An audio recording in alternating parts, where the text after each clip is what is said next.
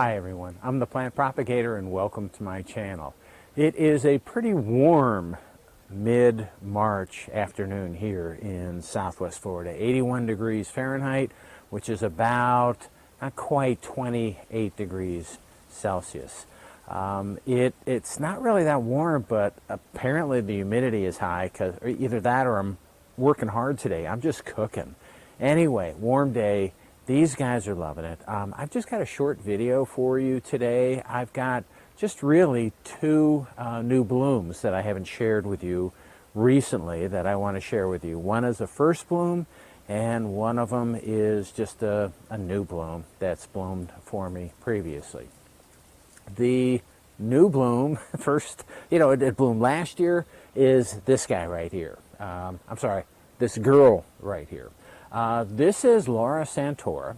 This is a Fred Clarke hybrid, and this is a hybrid between, I'm going to have to look, it is Kaboom times William Farrell native sun. And this is, it's kind of a small flower, doesn't have any fragrance yet. There's two blooms on this bloom spike. And the second bloom hasn't opened yet, so I'm waiting for the second one to open. It is just kind of a light yellow flowered with a little darker yellow throat and a little spot of purple on the lip. It's a nice plant. It's doing well. It's pretty vigorous, as most of Fred Clarke hybrids are. And it's doing pretty well. It's doing okay. The little bit of history on this is that it did bloom for me last year for the first time, so that was my first bloom.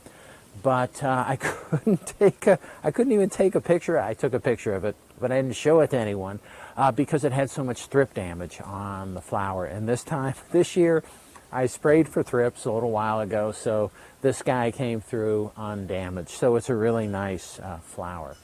The thing is, last year when it bloomed and it had the thrip damage, and I couldn't really do anything with it except cross it. So I did cross Hawaiian Prominence onto this a year ago. So this has bloomed once last year and this year. So I got the seed capsule, harvested the seed, plated them out, and the seedlings from this cross, from this plant, are maybe around this tall in flasks in the laboratory.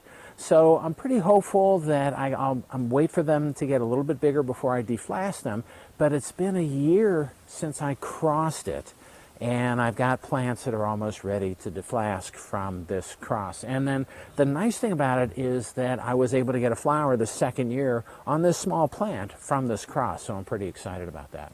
So we'll see how it goes. I don't know, as with all the crosses, I've been doing this more recently than long term, and so we'll see what happens with these crosses and what they're going to look like. I just don't know. Again, this cross has never been made before, so I'm curious to see what happens to it. Anyway, this is Laura santor.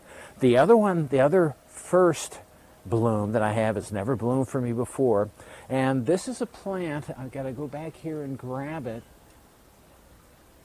This is a plant that I got.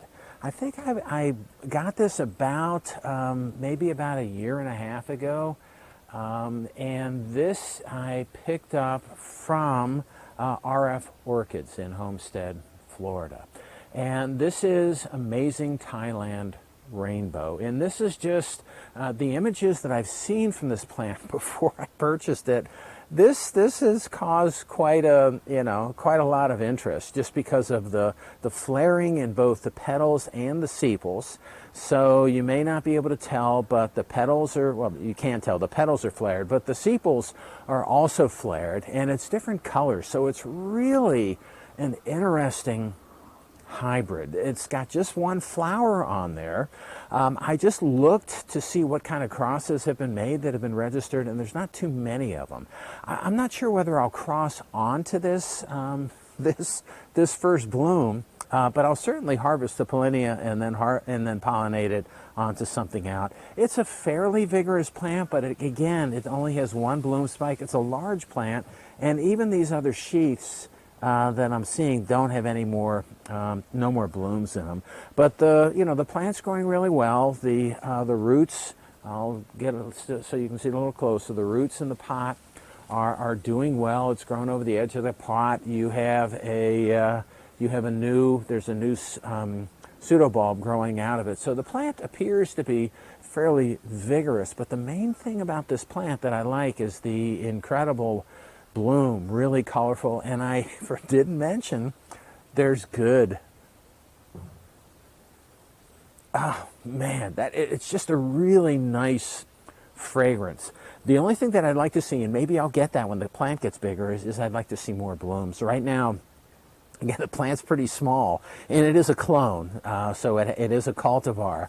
The cultivar, again, is rainbow, so it's a clone, and the plant's a little small, but it's growing really nicely, and hopefully I'll get some more blooms out of it in the future. And I'll definitely use this in my breeding program. Here, what I'm going to do, yeah, you can't really see the colors from the front of the flower that are on the the sepals. Those are the bottom 3 petals on this, but they're light yellow on the outside and then darker yellow on the inside. So really interesting coloration with flaring on both the sepals and the petals. So this is a really unusual plant, and I've got in my mind some ideas for crosses and what I want to cross this with.